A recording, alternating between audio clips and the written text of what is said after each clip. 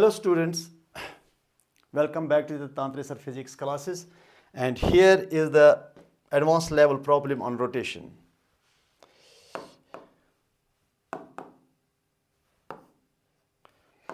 The problem is like this: a uniform solid cylinder of mass m and radius r is set in rotation about its axis with an angular velocity omega 0, then lowered with its lateral surface onto a horizontal plane and released.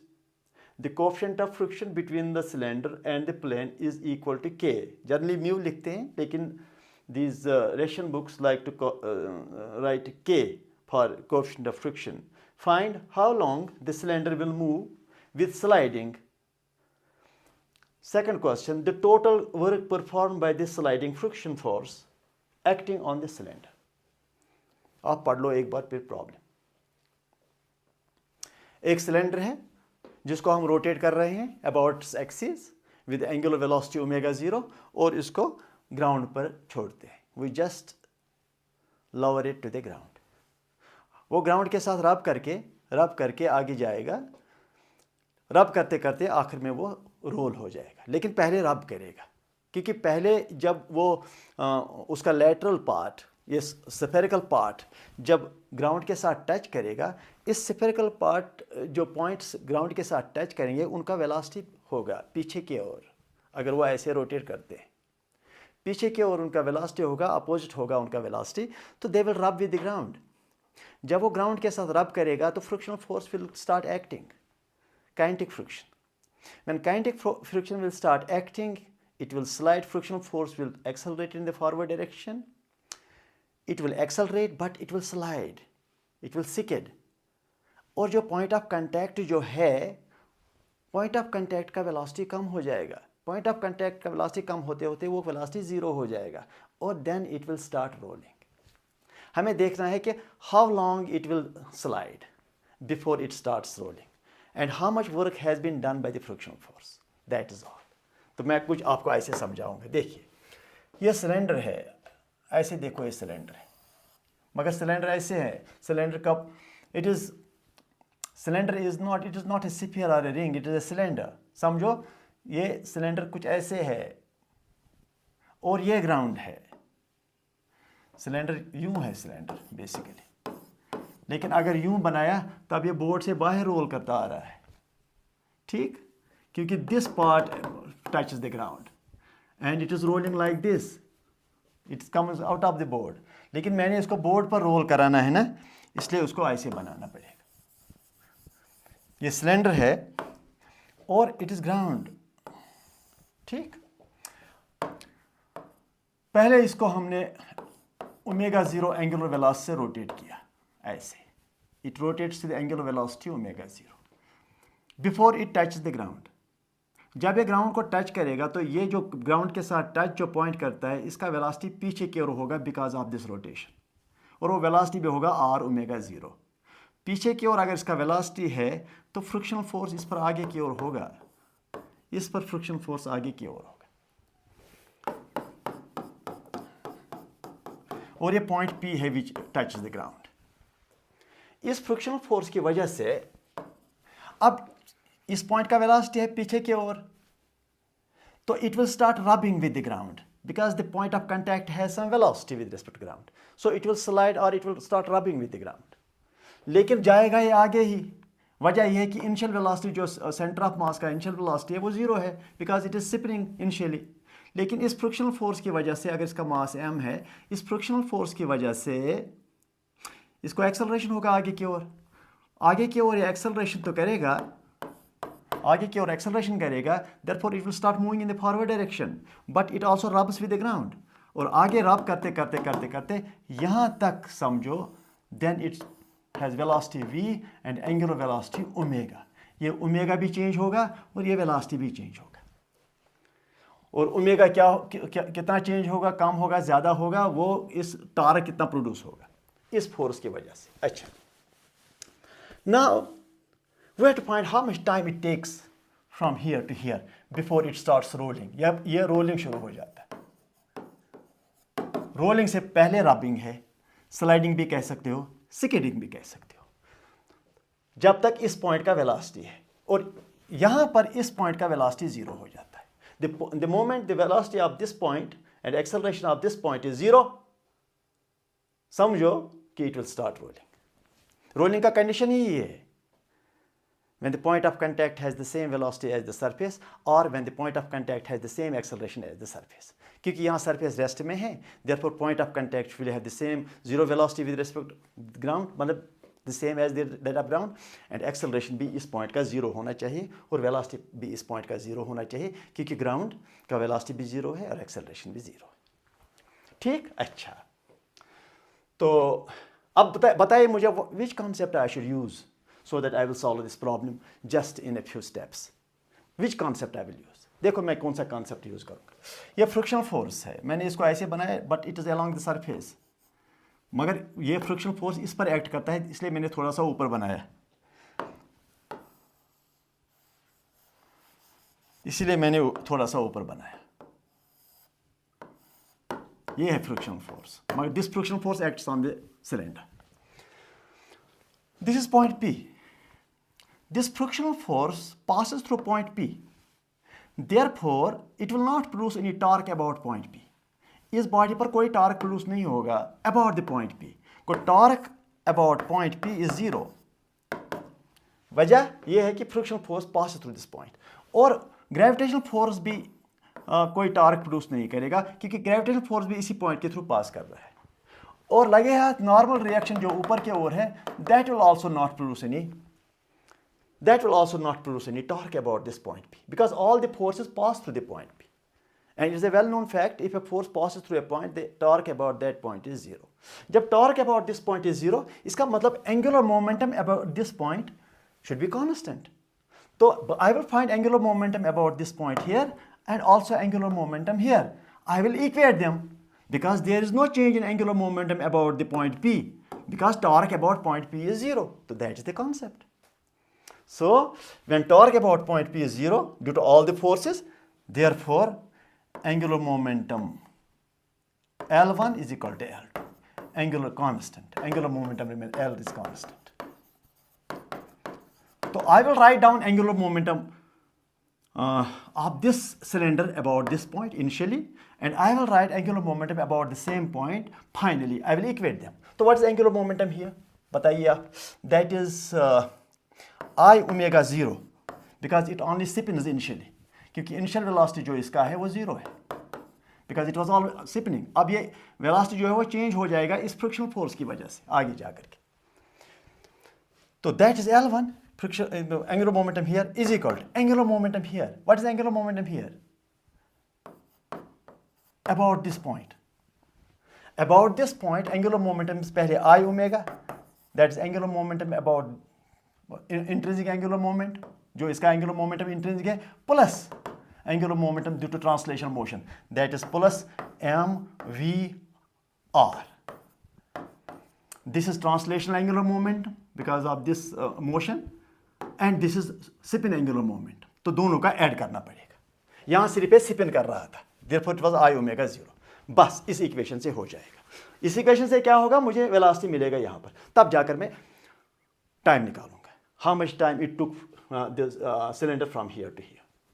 तो ये equation को मैं solve करूंगा. It is 1/2 mr square, क्योंकि cylinder है, omega 0 1/2 mr square.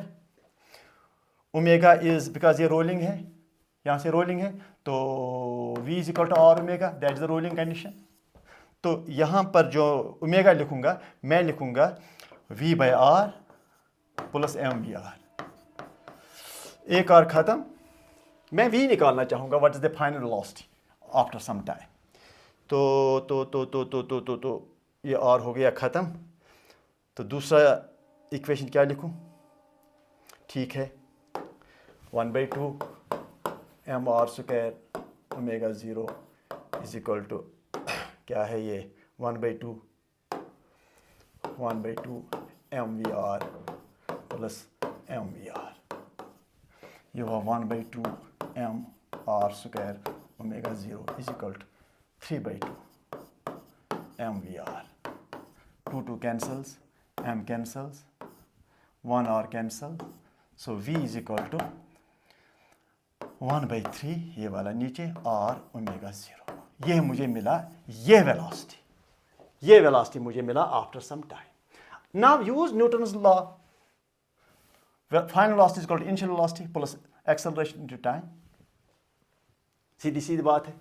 ये final velocity जो है that is initial velocity plus acceleration into time. Acceleration due to this force, frictional force, क्योंकि frictional force acts on the body wherever it may act, it may produce torque also, but acceleration तो वही करेगा, produce F/m।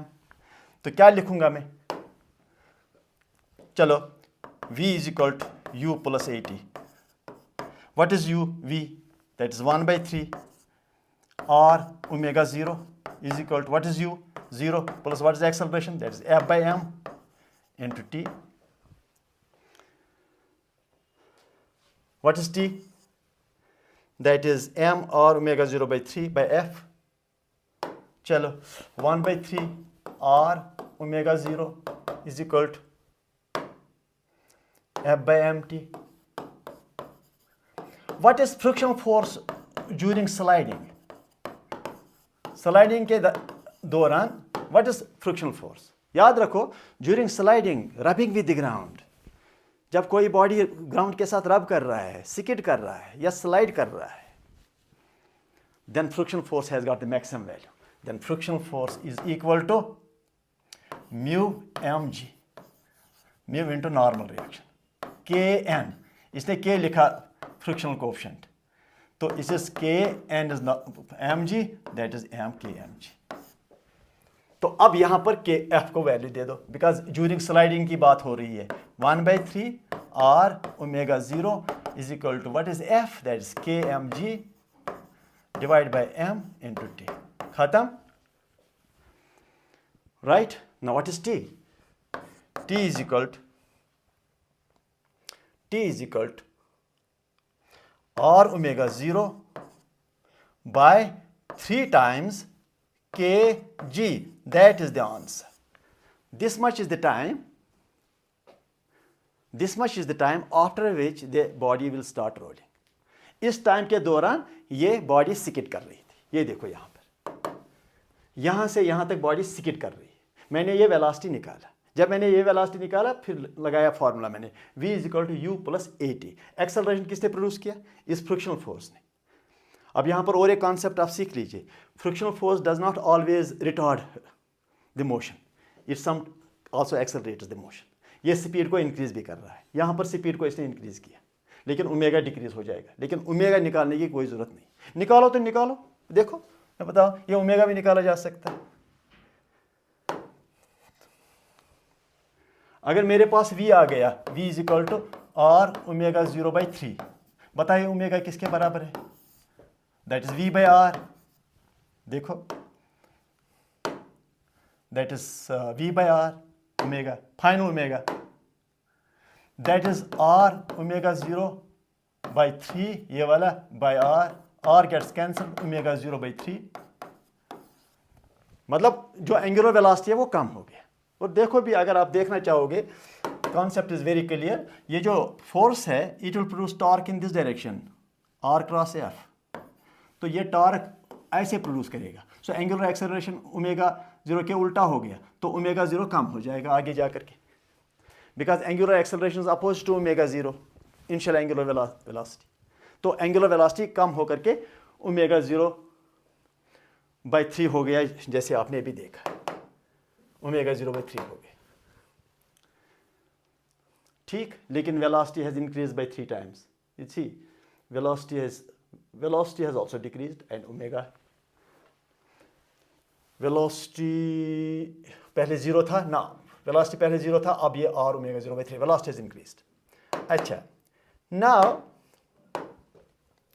how much work is done by the kinetic by frictional force? Frictional force ने कितना काम किया? This is the body, it was having omega 0 initial angular velocity, frictional force is forward, and here up to here in time t, it is velocity is v, and omega angular velocity is omega। तो यहाँ से यहाँ तक frictional force है। What is work done by frictional force? Work done by frictional force Obviously, frictional force will do negative work. Frictional force, work done by frictional force. क्या करेंगे? बहुत सारी चीज़ें हैं. अगर फ्रिक्शनल फोर्स वर्क डन निकालना है, शायद आपको डिस्टेंस भी निकालना पड़े. करना. This one more question for you. आप ये डिस्टेंस भी निकालना. How much distance is covered before it starts rolling, वो भी आप निकाल सकते हैं. ओमेगा तो निकाल कर दिया, ओमेगा 0/3. वी भी निकाल कर दिया. अब डिस्प्लेसमेंट आप निकालो खुद ही, लेकिन मैं डिस्प्लेसमेंट के बगैर ही, then that displacement into frictional force will be the work done. Work done will be displacement, whatever that is, displacement into force.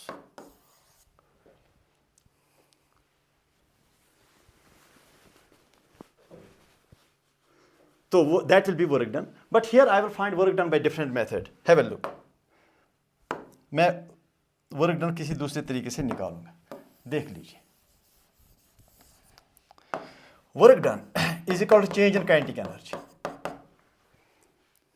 Final kinetic energy minus initial kinetic energy. What is final kinetic energy? इसका final kinetic energy क्या है?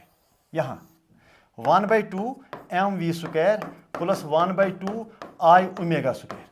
Translational kinetic energy and rotational kinetic energy. दोनों. ये हुआ K2 minus K1. What is initial kinetic energy? That is only rotational. क्योंकि initial velocity तो zero था. It was only spinning. ये तो फ्रिक्शनल फोर्स ने इसका वेलोसिटी इंक्रीज किया बाद में. So it is 1/2 I omega 0 square. ये ठीक. तो अब इसको हमें सॉल्व करना है, तो करके देता हूं सॉल्व. देखो, work done is equal to 1/2 m v square plus 1/2 I omega square, that is v square by r square. Omega को वैल्यू दिया v/r, क्योंकि v आपको पता है, या ओमेगा में ही कन्वर्ट करो वो भी ठीक है. Plus minus 1/2 I omega 0 square. It is omega is equal to 1/2 m v square plus 1/2 m r square. Moment of inertia of the cylinder v square by r square minus 1/2 m r square omega 0 square. R square cancels. Omega is equal to 1/2 mv square plus 1/2 mv square. ये हुआ, चलो 1/2 mv square plus 1/4 mv square. 4 हो गया. Minus 1/4 m r square omega 0 square. ठीक है फिलहाल. अच्छा, work done is equal to ये 4, ये 2, दिस 3 mv स्क्वायर बाई 4. इनको जब ऐड करोगे, कर लेना आप ऐड. 4 को एलसीएम निकाल कर 2 + 1 minus 1/4 m r square omega 0 square. अब इस v को वैल्यू दे दो जो आपके पास है. ये फाइनल वेलोसिटी आपके पास फाइनल वेलोसिटी है. ये देखो r ओमेगा 0/3, r ओमेगा 0/3. इस v का वैल्यू देना है r ओमेगा 0/3. तो देते रहना value. This work done is equal to 3/4 m v square. v का वैल्यू दीजिए ओमेगा r 0/3 उसका स्क्वायर माइनस क्या 1/4 m r square omega square minus 1/4 m r square omega square 0 square.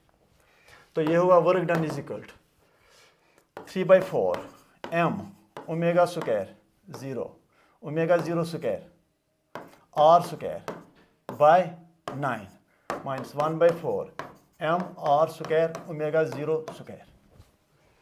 ठीक चल रहा है. It is omega is equal to 1/12 m omega 0 square r square minus 1/4 m r square omega 0 square.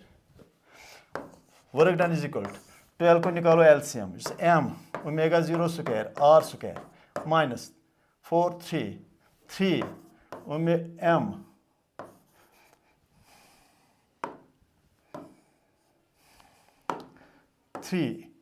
m r square omega 0 square.